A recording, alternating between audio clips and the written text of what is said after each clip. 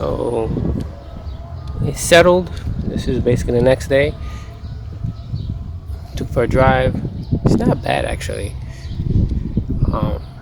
Feels pretty comfortable. I'm just still gonna end up changing the rear struts because I think the one in the left side is, sorry, the passenger side is blown.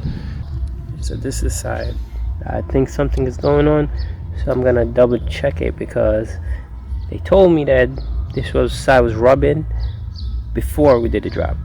So I never knew about it until now.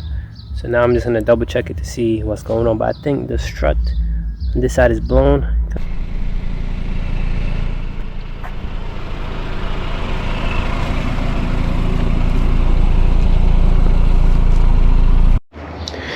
Okay, so this is day 2. This is more or less after the H&R springs were installed.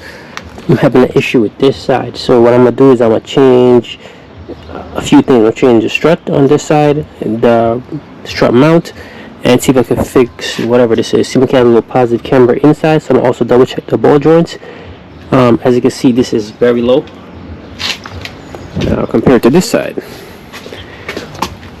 which is a lot better. So this is what it should look like.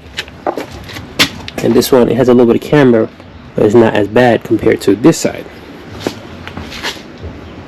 So I'm gonna switch this out and I'll give you a little rundown once I figure out what's going on with the car. So this is a new one I'm putting in. I put in a new strut and a new bump stop with a new mount. So I'm gonna show you a comparison between the old one, which is on the floor, and the new one about the compression ratio. Now it's all the way down. It's coming up pretty fast. So that one's good, obviously. Let's check the old one.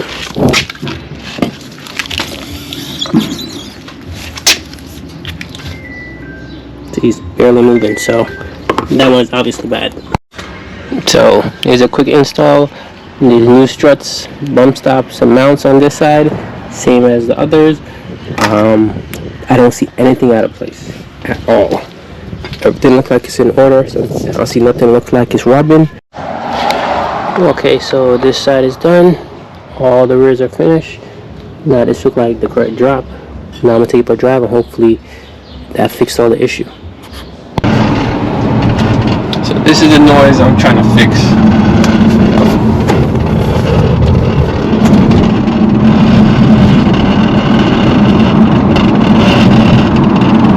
Common, so it looks like it is a common problem where the e-brake cable fell and is touching the drive shaft.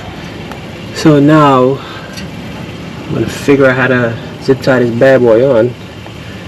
As I heard, you have to drop the tank and a whole bunch of stuff in order to change that little fitting.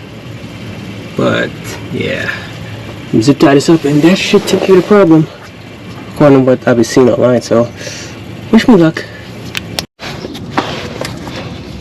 So this might be upside down, but this is what I was able to do. I just zip tied it up a little bit. It's not the greatest because I didn't have that bracket, and to do that I have to drop the tank and a whole bunch of nonsense. Yeah, so I just tried to zip tie it up as best as I could. So you can see it right there and right there. So it seems like it's holding in place, so we gonna see. Oh, the noise is not there anymore. So it wasn't the most elegant fix, but it worked. Okay,